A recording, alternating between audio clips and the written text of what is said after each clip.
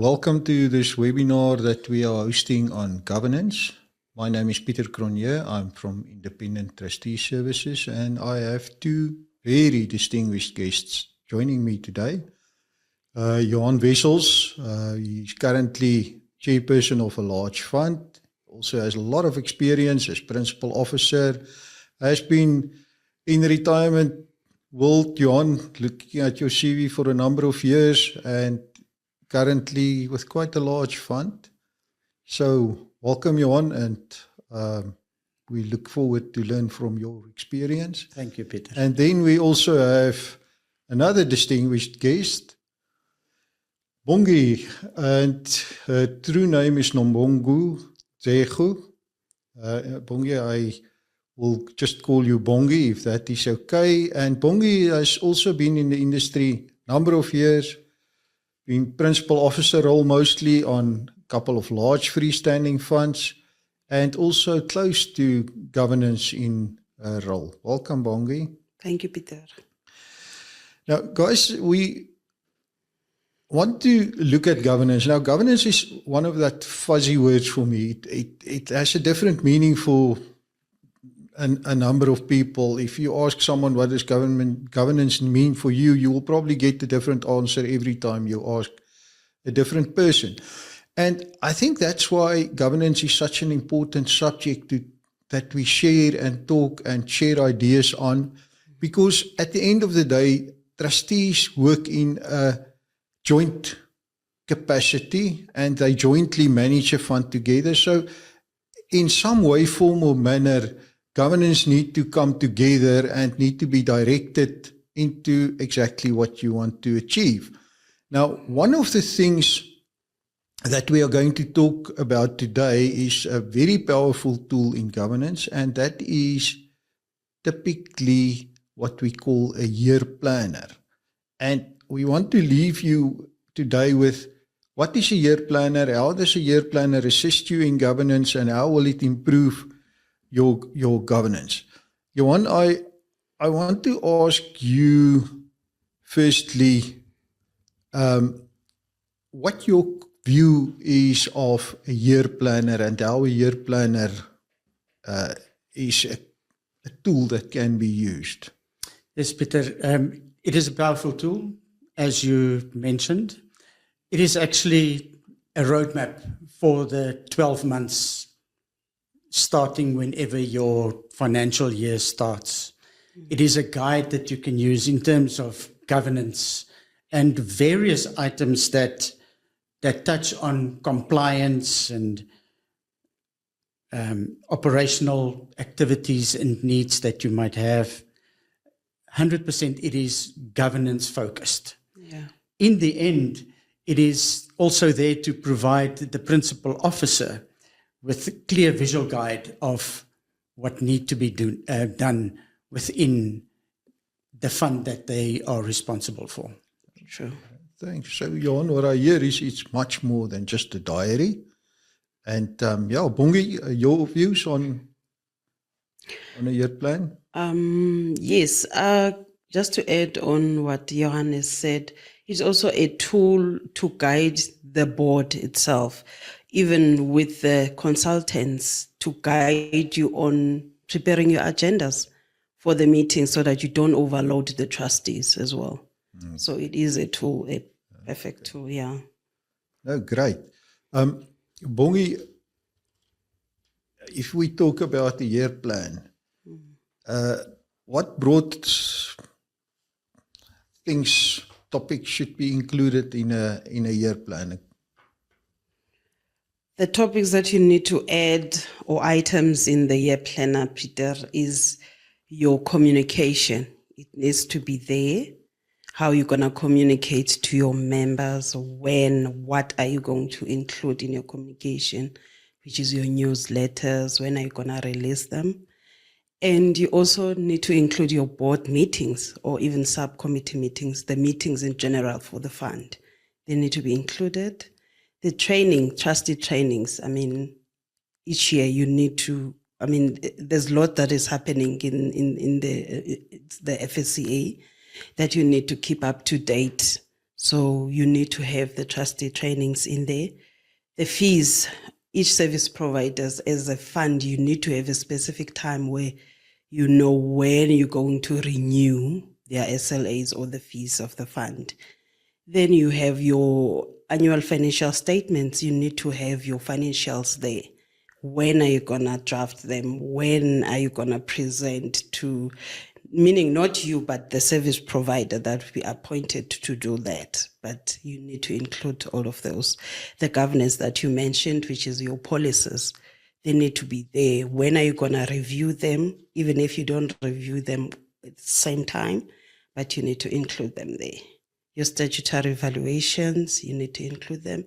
If you're going to have your elections, because you don't always have elections in some funds, you put it there, what is going to be the process and when, and who's going to be responsible for that. It sounds very comprehensive, and I can hear, I can see where the comment comes from, that it is not only a diary, it's much more. It sort of talks to the rhythm of your fund, if I listen to you. Johan, do you have any simple examples on how it looks in practice, a year plan? Yes, sure, Pieter. For instance, your audit committee need to look at statements and what was produced by your auditors. So you plan specifically for that, so that it does not stand over from meeting to meeting, but that you plan it properly through subcommittees and so on. Also, you have regular investment committee meetings. However, your investment strategy need to be looked at annually, even if you don't change it, but to have a specific time that you spend on this to see, is it still relevant from the previous year, and so on. So various items as such that you can plan in your through this governance process that you have. I think the important thing is governance sometimes for trustees is a tick list, and trustees need to be very careful of not treating governance as a tick list. And what I hear from what you are saying now, Johan, is this tool is not created or designed to be a tick list. It's much more. It's a very powerful tool. So, Johan, what main governance benefits do you think such a year planner tool can guide us with or provide us with? Yeah, as you mentioned, it's for planning purposes, to understand from the beginning of your year exactly what that plan is looking like, when you need to do what, and who must be involved in all of those. Yeah, that's important. Very important. Yeah. Compliance, there's the tick list for you if you want. So there are some items that you must tick, because that is part of your mandate to the members. Also the accountability, to assign accountability to individuals within your board through this plan that you have set out from the beginning of your financial year. And obviously, when you plan correctly, your decision-making abilities become much easier, because you're working on real data that speaks to the fund. You're starting to make it sound exciting, actually. We moved away from just a list of activities to a planning tool, what you just mentioned, Johan. No, that's great. Bongi, what's your views? I agree with Johan as well. Like he mentioned previously with your audit committees and all of that, the administration as well is included, should be included in your year planner, because you would get those SARP reports, you would get your cash flow statements, which is, if you look at them as a trustee throughout the financial year, like he says, then you can tie up and see whatever that has been audited, if it reflects to what has been produced by the administrator throughout the year.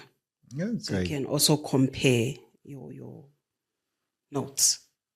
Okay. Yeah. So just to throw you guys a bit under the bus, do you have any practical examples how such a tool have assisted you in a governance scenario in the past, maybe?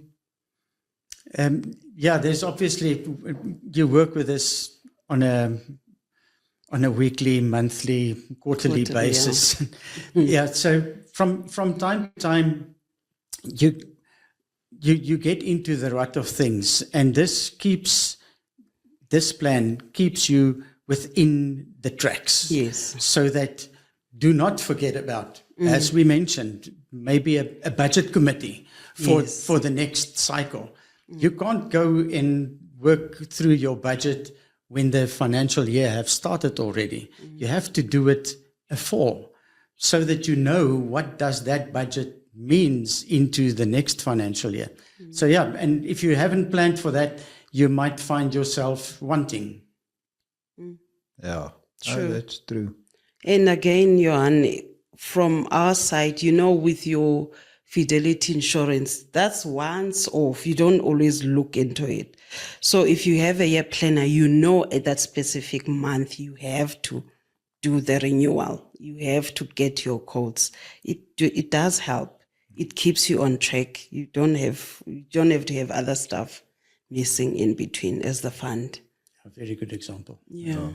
Yeah, and I mean, if we think about the governance world in which trustees operate, it's quite extensive, and there are so many things. For example, valuation exemption of the board if you do not have elections, and you need to remember all those things. And sometimes it's such a simple thing, but forgetting, for example, to ask valuation exemption can have severe impact. And I know. What I hear you guys are saying, this is exactly what the tool will help you to avoid those type of scenarios where you forget that something must happen. That's correct. Maybe just an additional point on this.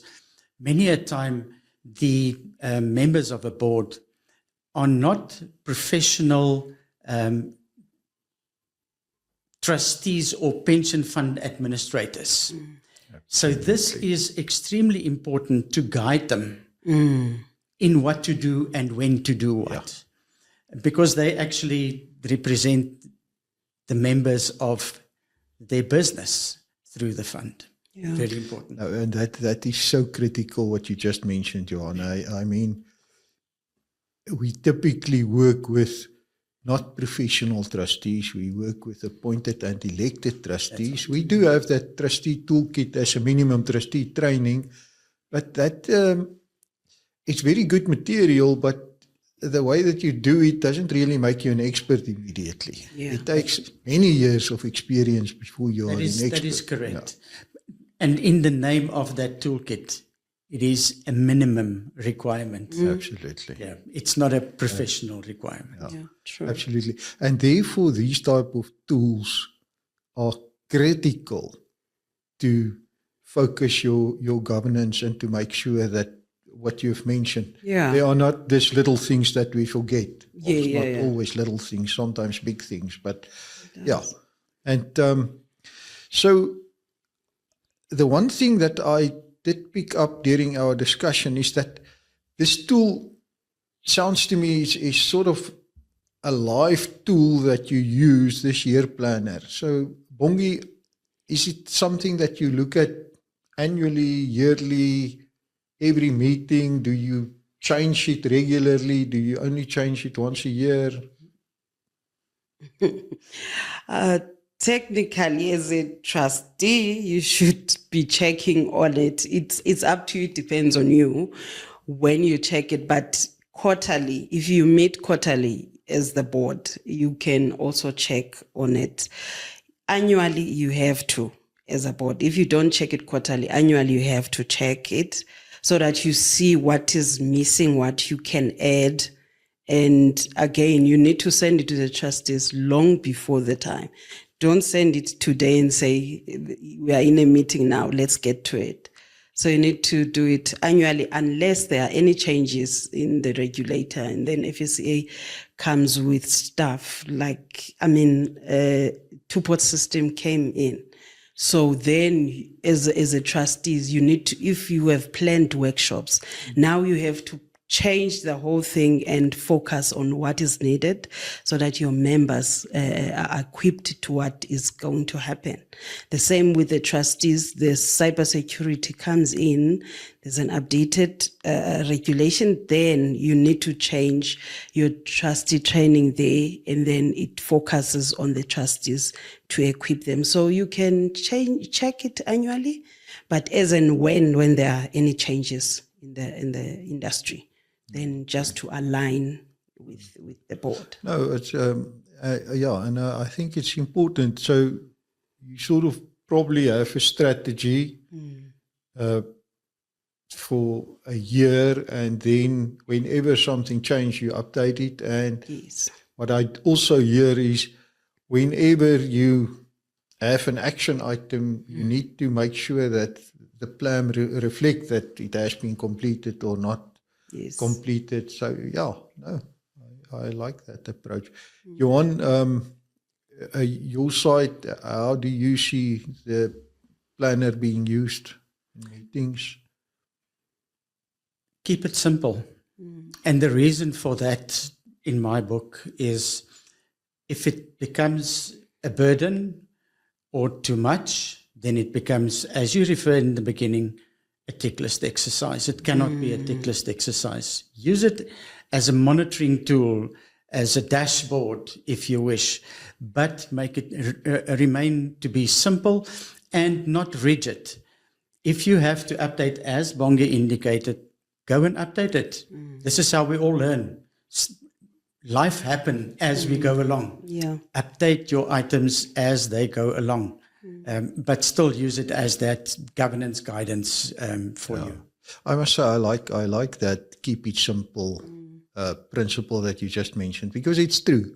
The moment that, and sorry, I'm going to digress a bit, but I can't help myself. The moment that things become too complex, which some of our regulatory requirements are, and all that happens is people find ways around it, or they just don't comply with it properly. Correct. And I think that is what one needs to achieve. If you have something that you want to use as a tool, exactly what you are saying, and you, Bongi, you need to be able to just have a glance and sort of have a feeling what's next, or where we are going, or what we have done, or what we will do. And at the moment that it becomes too difficult, it's going to land in the bottom of the pack. Specifically, if we think about the environment in which trustees work, they work at meetings. Typically, they get a stack of documents, and you don't want to look at unnecessary things. And the moment that something gets the title too complex or unnecessary, it's not used. I like that. I like that quite a lot. Just to add that on, Pieter, as well, it helps with, like I mentioned, with how you prepare for the meeting. You don't want to overload the trustees. Then you end up having to carry forward all the items. The whole year, you didn't even finalize one item. So at least it helps you to break down your meetings. Then you know what you're going to focus on. This quarter, we're going to focus on this. This quarter, we're going to focus on governance. This quarter, this is what we're going to do. Because at the end of the day, then you end up with those pile of documents you're taking about as a trustee, and then you're not achieving anything as the fund. Absolutely. Yeah. Absolutely. Bongi, I also recall something about a practical tip of color coding, and I can't recall exactly where you mentioned that. Not in this, I think in another discussion we had. And I quite like your practical tip on color coding. Maybe share a bit with us. Yeah, when you do your year planner, it's nice to have the color coding so that you know this color represent that, this color represent this part of the item, or like your communication. And then you know you're not focusing on one thing, because then it means it's just a blank paper. So at least you know you have moved here, it's green, you have moved here, it's red. you have moved here, it's amber, so you know you're going to move to the next step. The robot type of approach, Johan. yeah. It's, That's correct. Yes. Yes. if it's red, Works. you know, problem. If it's red, it's already too late. But but yeah, so it is very good to have Color such. coding, yeah. Yeah, absolutely. Then you need to know. Then you know when where the attention need to go. Yes. Great. Is there any link between a year plan and your risk management process or risk management plan? Do you link stuff, or do you think one should link your year plan to your risk management? Yeah, yes, Peter, you have to, because if you don't link it, I mean, you'll just continue as if everything is fine in the fund. But if you link with the risk, you know where you are as a fund, what are the risks involved in the fund, how to, work on them so that, I mean, you can't carry on as if the fund is functioning well, even though you can see there are potential risks that might affect the fund. Like sometimes the risk would be that you are delaying to submit your annual financial statements. That was going to cost the fund. I mean, somebody has to pay, meaning is that the members now are paying for a service provider's delays. What I mean, even with the FSCA, they would just see that there's a risk in that fund because they're not always on time. That is reflecting on the board now, not only to the members. What are they doing as the board? If every year you are late with your financials, yes, you always link it with the risk that is involved. Go on. A very good example in terms of that, risk is a standard item on your year plan and must be to be addressed constantly and continuously. For instance, good example, when the two-pot system came in, when it was announced initially, we all said, let's raise a flag. How are we going to handle that from an administration point of view, from an investment point of view, from a member point of view? So, and then you continue handling that, and that risk change in priority as we go along. But it must be linked to that. Yeah. Else we would have maybe not done it. Yeah. No, it's important, and what I've heard now is also it's sort of a two-way street. So you have the actions in the year plan to mitigate the risk, but you also have the origin of a possible risk if there's a red in the year plan. So it can actually play a two-way street. Yeah. Regarding your risks, and things might fall, sorry Peter, No, things please. might fall into cracks. You might miss a major governance on the fund. That automatically is a risk on the fund. Correct. Yeah. no, that I mean it's such a simple thing actually. If you say year plan, you say governance, you say year plan, it's words, but at the end of the day, the moment that you start to bring it together and you start to work with it, suddenly you have a plan. You have a proper project plan in which you manage your fund, because I personally believe that every fund do have a rhythm. And for me, that is where the importance comes in. You need to align your actions and your fund rhythm. Because it doesn't help you look at a financial thing, but it's not your financial statement time or whatever. So for me, that is a very important thing. And that's what I hear you can achieve with proper, and not even just planning, proper time spent on a year plan. You can actually, and Bongi, I think you said it, you can reduce the workload of trustees, or make sure that it is not too much. Yeah. Johan, any final comments around governance, year plan, planning? Yes, Pieter. For me, very important. It's an age-old say plan properly and you execute well. I remain by that. And that's so true. So true. Yeah. Bongi, comments on your side? From my side, like Johan has mentioned, keep it simple. Stick to your plan as the board. Then your whole year will just flow. You will don't have to carry forward any items that are not don't have to. Just plan, time management. Yeah, that's it. Yeah, so guys, thanks. We have really covered quite a lot in this short time period.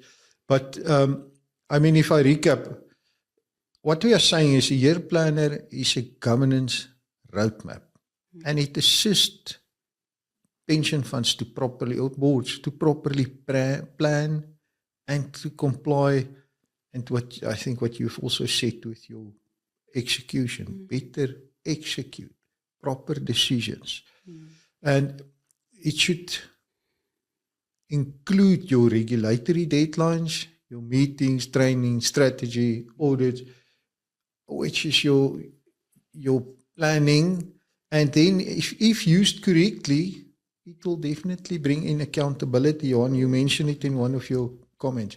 And I think that is specifically when you work with a collective. Accountability can so easily fall out of the window because, I mean, it's the board. Yeah. And I like what you said earlier. If you do this properly, everyone knows who needs to action, who will be accountable. And I think that is a critical thing for boards to have accountability and clear accountability for certain actions. And there need to be efficiency. And efficiency, Johan, you have that age-old saying of planning and efficiency. It's such a true saying. So, yeah, guys, thank you so much for spending time with us. And please, at the end of the day, we try to do the sessions to leave you with practical guides on how to go forward, how to make difficult things a little bit easier, and always keep to a proper plan and stick to your plan. And you'll see 1, 2, 3, a lot of things will be easier. Bongi, Johan, thank you for your time. Thank you for sharing your insights. I really enjoyed it, and I definitely learned some new things today. Appreciate.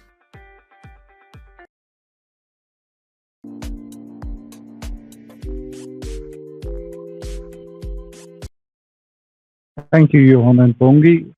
Some great reflections and forward-looking advice too. The important message that I got was basically to say setting governance resolutions isn't about box ticking. It's about making independence, accountability, and communication a daily habit. So with that in mind, let's open the live Q&A and let's hear what your responses are to the questions. I see there are a couple of questions posted in the Q&A or in the chat box. I'm going to start to take it from the top and we'll see who we can get to. So the first question there is what? So if a board could only change one thing in the next 6 months to strengthen governance, what would you recommend? Johan, Bongi, who's going to take that? I'll try and get it, Pieter. I would suggest that you implement a year plan that consolidates regulatory deadlines, committee meeting cycles, policy reviews, audit and risk that was discussed in quite some detail, member communication, trustee training that is getting so very important nowadays. The key is not just creating it, but using it to drive the agenda, how you are managing your presentation facts, your board priorities through that year planner that you have instituted now. And within 6 months, you would see that there's no more surprises or less surprises that come and catch you. Better quality meetings and obviously stronger compliance discipline. Right. Comments from those side. You agree with them? I think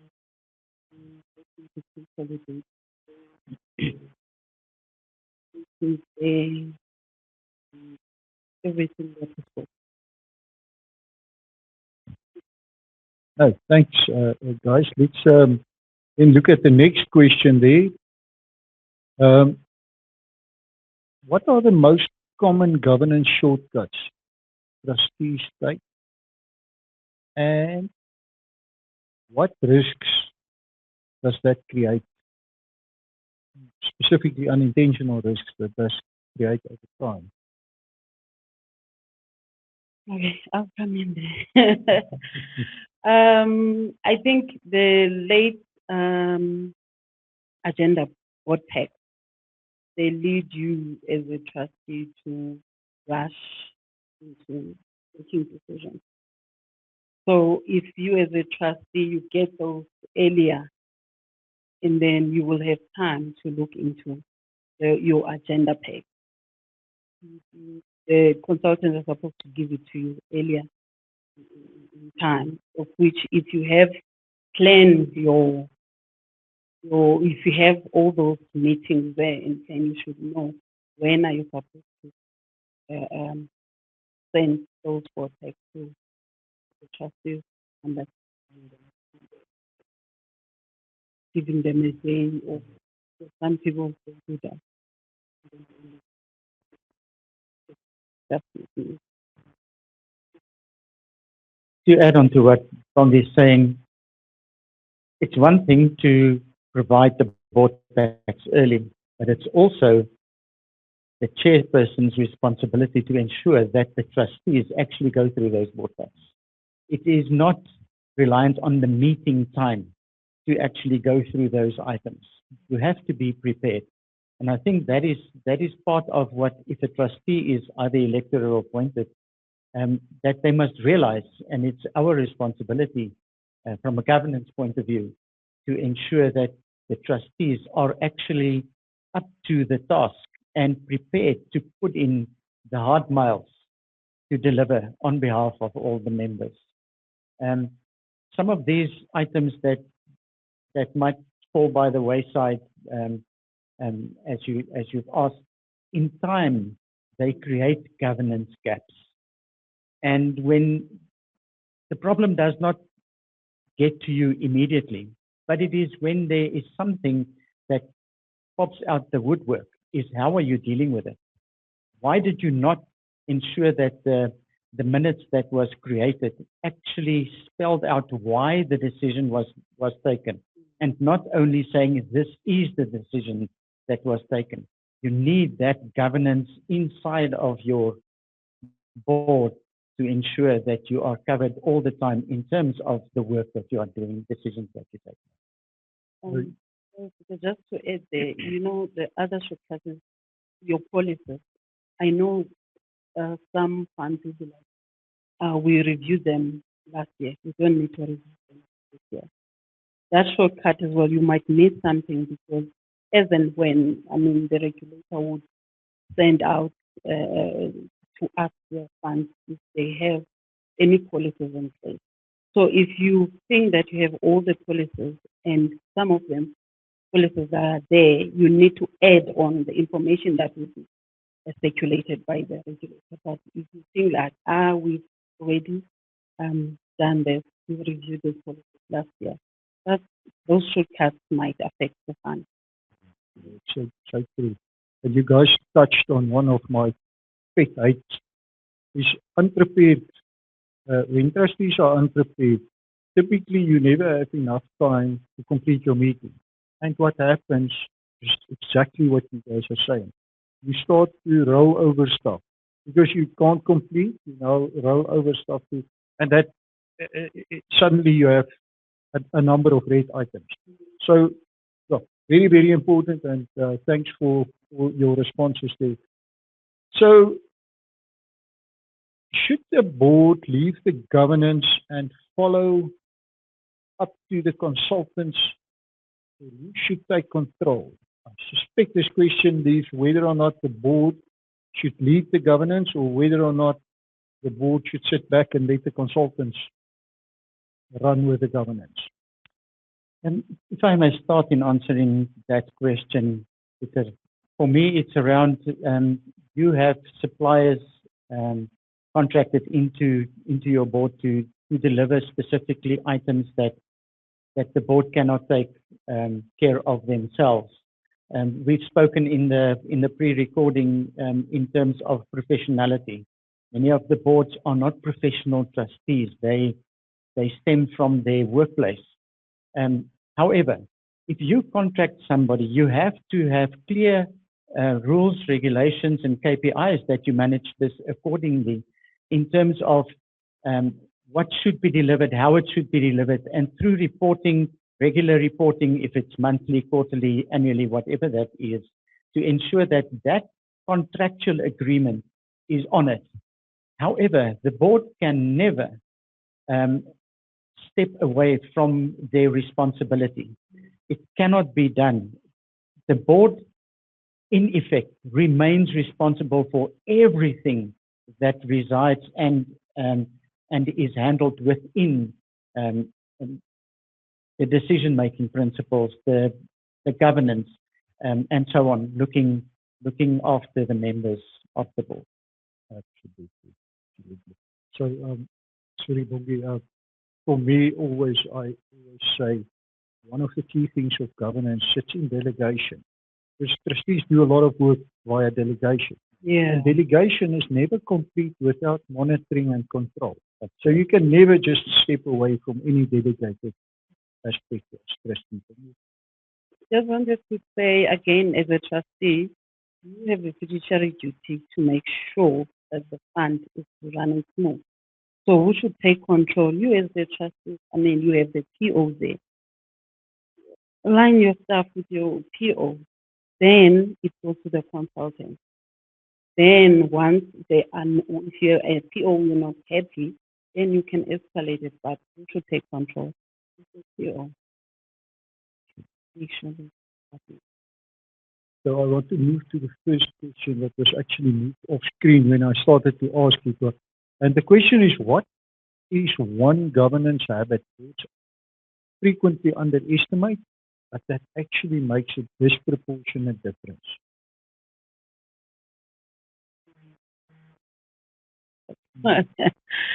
Okay, for me, what I would say is that, if you have those actions required, you need to make it clear who's supposed to be doing what, and you need to have your time limit. You can't just have an open-ended, and who's supposed to make follow-ups again on those actions that have been required. You as the board as well, you can take control of that. For me, it's also a thing of taking ownership. Even in subcommittees that might be constituted within the board, there's individuals that have to take ownership of what they need to deliver.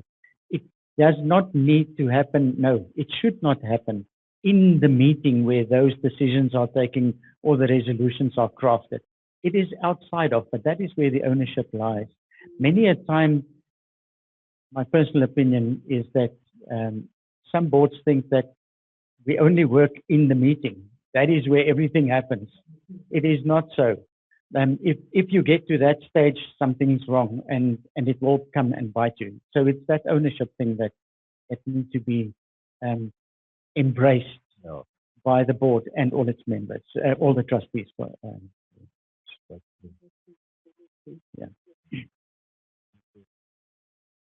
let's see, is there a difference between a year plan and a compliance register? Should they complement each other? And then where will you put your reminder to do with the annual report? Let's start with the first part of the question. Is there a difference between a year plan and a compliance register? Should they complement each other? Yes, most definitely there's a difference. Compliance register is part of the year plan. It is not the year plan. There's so many more items that is carried within the year plan, of which compliance register is part of. So it should complement the year plan in terms of its completeness. Yeah, and where will you put your reminder to deal with non-annual events? Remember, in your year plan, you already have your date as to when is the deadline. So when you have that, even in your meetings then when you go, you put them in your agenda. So you will know when, if, for example, your audit is due or in March, I mean, already by January, you should have that flagged as an item into your agenda.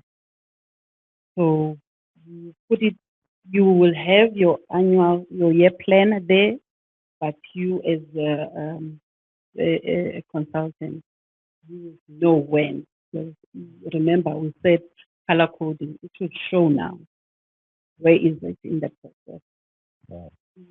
Yeah, typically, you will have some things that you will do 2 years' time, 3 years, some reviews every second year, depending on how your fund is structured and what your organization.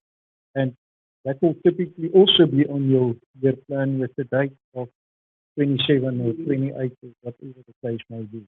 Yeah, and again, if you have non-annual activities, then we don't do elections every year, but you still need to keep them there so that you know they that year that you're supposed to. At the end of an example that happened in our board and some time ago, our company acquired another company. And as soon as we got wind of it, we made it an activity on the plan as well as within our meetings to gauge where we are in the process. So that not when the trigger is pulled to say that now it's happening, then suddenly you start to work. So that is how we handled that, putting it up, and I think it was at least 8 months before the handover happened that we were well prepared. No, thanks. I see lots of questions and great questions. Thanks to the audience for all the questions. If I can move to the next one. What is the most common governance shortcuts Trustee take? No, I think we did deal with that one. We did. Sorry, guys. I'm sort of doing duplication of questions. This defines the competency of principal officers to ensure effective delegation, monitoring, and delivery of service providers for and on behalf of the Board of Trustees. I agree, and I strongly agree with that comment. Thank you for that comment. Then, what constitutes a year planner? That was dealt with in the question and in the pre-recording. In the pre-recording, and we will gladly go into more detail on that if you like to. Just see, I think there are some more questions. Oh, what does effective trustee training looks like in practice beyond hitting CPD requirements? Pieter, trustee training starts when you onboard a new trustee. It starts there, and then you, within the fund, I mean, you see where is the skills, the gap, by having your board evaluations each year. Then you see who is because at the same time, you don't want one of the trustees to be left behind. You want to have your board to be in the same. So what you need to do there is to check where and who is left behind. And then you come up with, there are institutions where assign them, not in them, but I'm just saying, they offer courses for free. I mean, you need to, as a board again, remember it will be in your year planner where you have your trustee training there. You know when you need to take your trustees for training. It's an ongoing. It can not just that now your trustee is done with 2 kids and then that's it. You as a trustee, as yourself, you also need to improve yourself and learn more, but you can't leave one. Like, you need to have enough training for trustees. I would also argue that training is not generic for everybody. It's need-based. It is where the board is in their execution and in their terms of execution.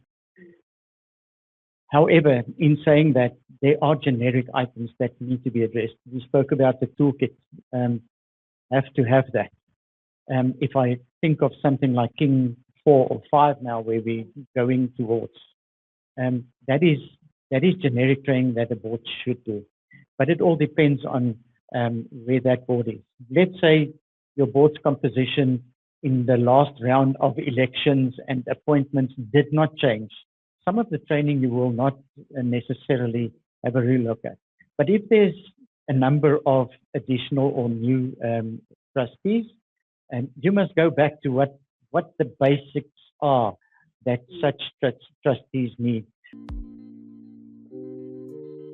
We have reached our time, and I want to thank our panel viewers for the input and comments. Really appreciate it, and I'm sure it will be of value to a lot of us. And thank you, audience, also for participating today, putting questions and listening to us. But before we close, there are a couple of practical resolutions that you can take home to your trustee world in 2026. Start the year with an independent governance health check. Set measurable goals for trustee training and compliance. Commit to transparent reporting. Remember, your members deserve to know. Now, you will receive the replay and our trustee New Year checklist, as I've mentioned, all the persons who have registered. If there are any deeper governance reviews that you need to be tailored to fund questions, please register your interest via the link, the follow-up mail. Thank you again for your time, and here is to a year of stronger, safer governance.